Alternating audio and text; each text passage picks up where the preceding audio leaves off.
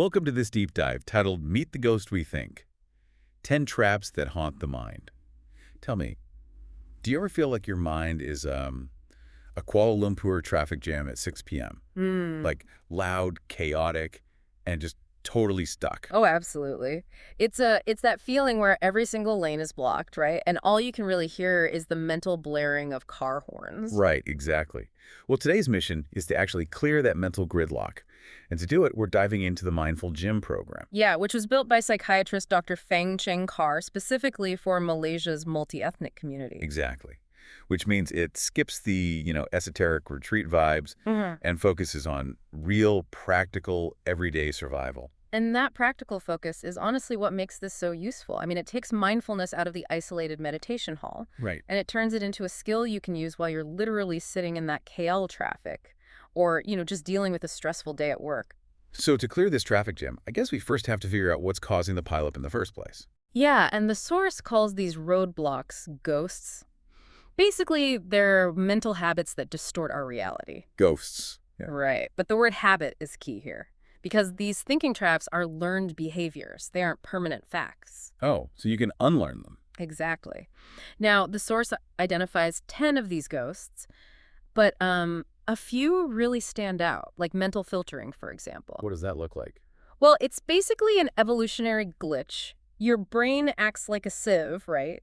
It lets all the positive feedback just slip right through, but it catches and obsesses over that one single negative comment. Wow, yeah, I've definitely been there. Right. It's like wearing haunted glasses where the negative things stick to your mind like Velcro, but the positive things just slide right off like Teflon. That explains why you can have, an amazing week, but you lie awake at 2 a.m. stressing over one slightly awkward conversation. Yes. But wait, let me play devil's advocate for a second here.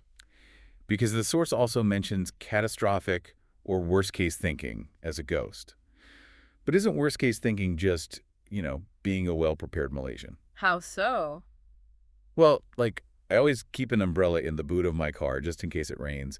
Is that me being haunted by a ghost? No, that's a really great distinction to make.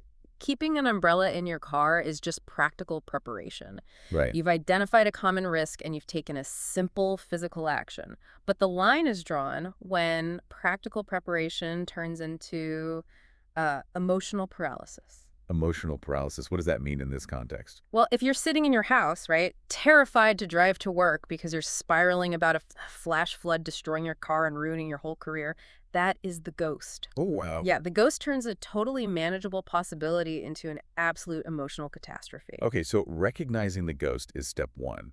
But awareness alone doesn't really stop the panic, does it? Not exactly, no. So if I'm spiraling about that flash flood, how do I actually short-circuit that habit in real time? Well, you can run your thoughts through a really practical checklist called Mind-S.C.A.N. That's S-C-A-N. S-C-A-N. Okay, break that down for me. Sure. It stands for spot the thought, check the thought, ask if it's helpful, and nurture a wiser thought. Mind-S.C.A.N. Let's see how that actually holds up in the real world. Let's think about a nurse at a local clinic. Okay, good example. So she works a grueling 12-hour shift, right? Gets 10 heartfelt thank yous from her patients. But then one stressed relative yells at her over a slight delay. Right, and instantly she's in her car thinking, I am terrible at my job. Yes. That's that mental filter ghost operating, right? Spot on. So let's run her situation through the scan tool. First is S, spot the thought. She needs to catch the exact sentence running through her head. The I am terrible at my job thought. Exactly. Because you can't dismantle a ghost until you clearly see it in front of you. Makes sense. Yeah. Then she moves to C, check the thought. So she has to ask herself, is I am terrible at my job an objective fact, or is it just a fear? Precisely. And it's a fear. The facts are that she had 10 highly successful interactions and just one difficult one. Right. Then comes A, ask if it is helpful.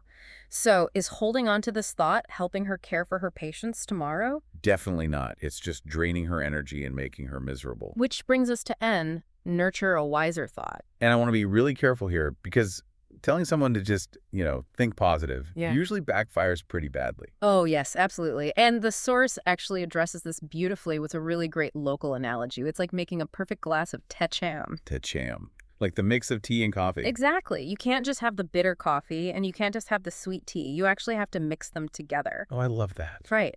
So to nurture a wiser thought, that nurse shouldn't try to blindly convince herself the angry relative didn't happen. Because that would just be toxic positivity.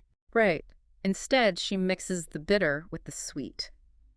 So she might say something like, that one complaint was incredibly hard to hear, but I also had 10 moments today where I genuinely helped people. Precisely. You aren't denying the bad, you are simply refusing to let it erase the good. That balanced perspective is so powerful. Hmm. So wrapping up our mission today, here are your 3 main takeaways from this deep dive. Number 1, your mental habits are not facts. And number 2, these thinking ghosts are just habits, which means they can absolutely be unlearned. And number 3, you always have the power to step back and examine your own thoughts. Which brings us to your call to action. Yes, the next time you feel overwhelmed by stress, physically write down the exact thought that's haunting you and run it through the SCAN checklist. Spot, check, ask, nurture. Take off the haunted glasses. Exactly. And finally, a provocative thought to mull over long after you finish listening. Let's hear it. Another one of the 10 ghosts is mind reading, basically assuming you know exactly what others are thinking. Oh, that's a dangerous one. Right. So how much would your closest relationships improve if you simply stopped mind reading and started actually asking people what they mean? It might just be the exact thing you need to finally clear that 6 p.m. traffic jam in your mind.